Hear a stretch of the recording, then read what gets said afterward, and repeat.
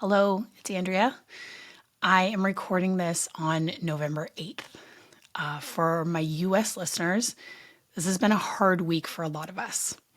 And I know so many of us are feeling sad and scared in the wake of the election. And listen, I don't have any hot takes on what happened here or what's going to happen next, but I do have a perspective that I thought might be helpful and hopefully bring you a little bit of comfort right now. These last 5 years of my professional life have been really devoted to raising awareness about Munchausen by proxy and in various ways trying to figure out how to combat these huge systemic issues that prevent us from protecting kids from abuse.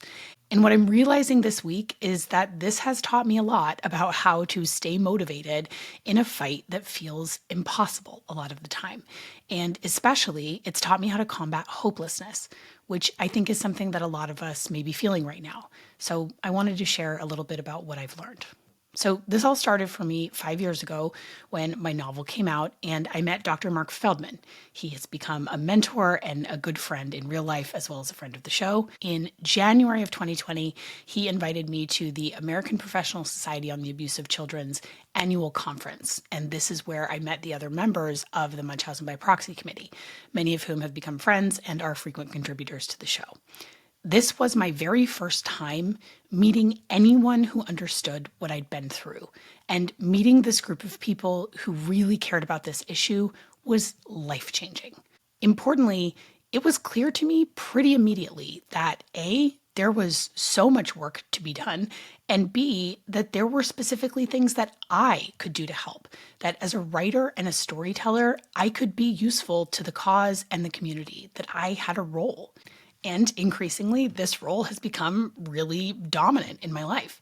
And because I'm using the thing I love, storytelling, to do this work, it's really energizing, even when it's really hard. And I think this really helps to prevent burnout.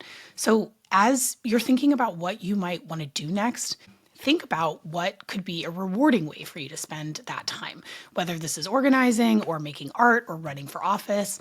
Listen, it's all needed and it all counts. Also, meeting this committee and starting the show and getting to meet so many more people who've been impacted by this, who really care about kids and care about this issue, has been one of the most healing things I could possibly imagine.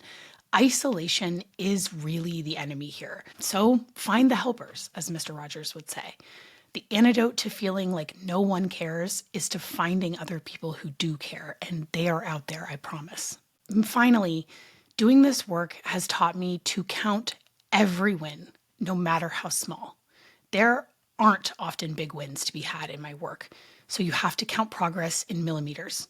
You have to do what you can. You can be unsatisfied with the results while still feeling proud of your efforts and appreciating the efforts of those around you. So make a difference where you can and expect the long haul. Decide right now that you aren't going to give up. So I'll leave you with two really personal things that I've learned in the wake of the revelations about my sister and this long road that brought me here. Number one, you have to see the truth before you can progress. I think to varying degrees this week, many of us are seeing things that we didn't really see before. And it's painful, but it's a necessary step to making change. Lastly, take care of yourself and take your time. Following this crisis in my family, it took me the better part of a decade to heal and be able to help anybody else. So maybe it's not the time for you to dig in right this moment, especially if you're one of my listeners who is in a super vulnerable spot. So please take care of yourself first and foremost. And for those of us who are feeling ready, let's get in there so that all of this work doesn't fall on the people who are the most impacted. And on that note, I'm going to start doing regular pro bono campaigns on the show for those many wonderful organizations out there who are doing the work to help the most vulnerable folks in our communities. And I know that many of you are accomplished activists yourselves, so please do let me know if there are organizations that you think I should be promoting here on the show. I hope this helped just a little bit. Take care of yourselves and take care of each other. I love you all.